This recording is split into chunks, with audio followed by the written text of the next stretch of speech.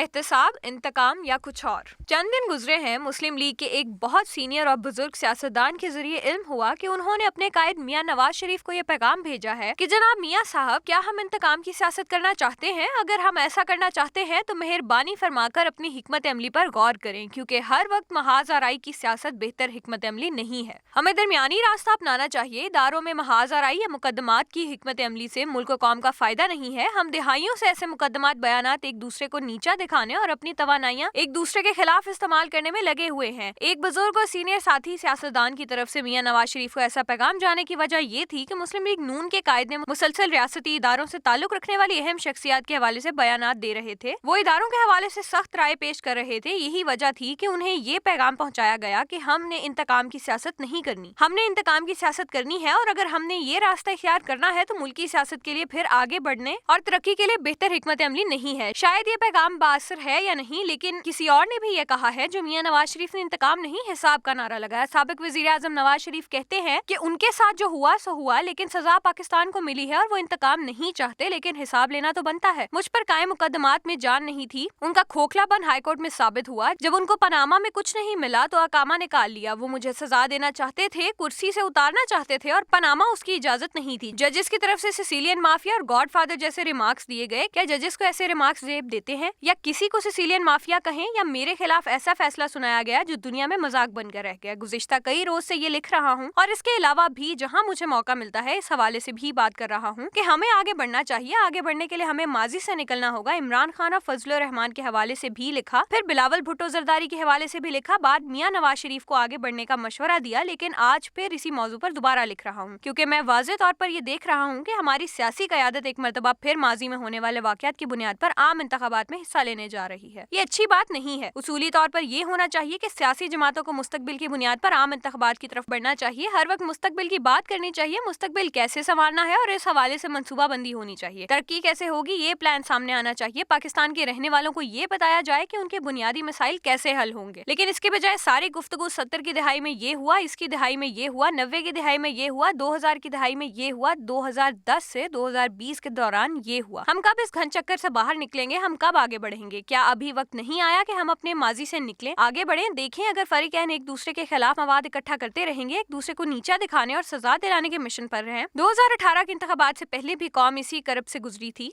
आज फिर वही हालात है। दुनिया आगे जा रही है और हम पीछे की तरफ सफर कर रहे हैं। 2007-8 में जब पाकिस्तान पीपल्स पार्टी की हुकूमत बनी और 2013 में मुस्लिम लीग नून और 2018 में तहरीक इंसाफ की हुकूमत कायम हुई, इन तीनों जमहूरी हुकूमतों में मईशत कहां से कहां पहुंची, रियासती इदारों में कहां से कहां बेहतरी हुई और कहां खराबी, किसी से ढका छुपा नहीं है। क्या इसका हिसाब भी होगा? ट्रांसपेरेंसी इंटरनेशनल पाकिस्तान के सर्वे 2023 से पता चलता है कि पुलिस सबसे ज्यादा करप्ट है। इसके बाद ठेके देने और कॉन्ट्रैक्ट करने का शोबा, और फिर अदलिया है। तालीम और सेहत के शोबे बिल तरतीब चौथे और 5वें नंबर पर करप्ट तरीन शोबे हैं। मुकामी हुकूमतें land administration and custom, excise और इनकम टैक्स बिल तरतीब 6, 7वें और 8वें करप्ट तरीन इदारे हैं। पब्लिक सर्विस डिलीवरी की टर्म्स के मुताबिक अदलिया में रिश्वत का औसत खर्च सबसे ज्यादा 25,846 रुपए है। खैबर पख्तूनख्वा में औसत रिश्वत सबसे ज्यादा थी और ये 1,62,000 रुपए तक थी। पंजाब में औसत शहरी ने ज्यादा से ज्यादा रिश्वत 21,186 रुपए अदा की, और ये भी पुलिस को दी, जबकि बलूचिस्तान में सेहत की सहूलतों के ज्यादा से ज्यादा औसत रिश्वत दी गई, जो कि 1,60,000 रुपए थी। 68% पाकिस्तानियों को यकीन है कि नैब, FIA और एंटी करप्शन जैसे इदारे सियासी मकासद हासिल करने के लिए इस्तेमाल होते हैं। सर्वे के मुताबिक 60% पाकिस्तानी कौमी सतह पर महसूस करते हैं कि नैब, FIA, AC और मुख्तसिब जैसे एहतसाबी इदारे खत्म कर देने चाहिए, क्योंकि ये सब इदारे बदअदमानी का खात्मा करने में नाकाम रहे हैं। जनाब मियां नवाज शरीफ और इनके साथी सियासतदान और दीगर सियासी जमातों के कायदीन इस तनज़्ज़ुली और तबाही का कोई जवाब देंगे? क्या इस तबाही का कोई हिसाब नहीं होना चाहिए?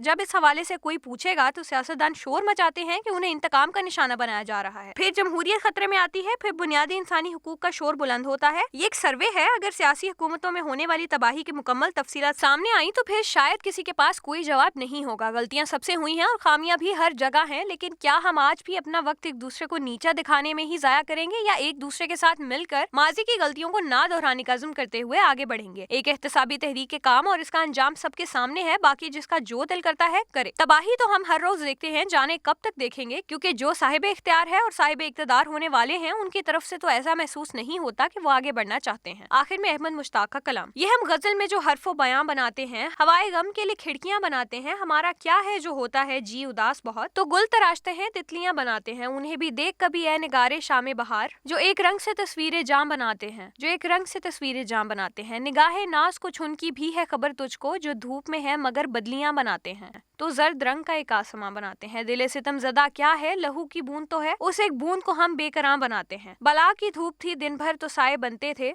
अंधेरी रात है चिंगारियां बनाते हैं। होने की बात जो पूछो तो मुख्तसर ये है, कशीद करते हैं, आग और धुआं बनाते हैं।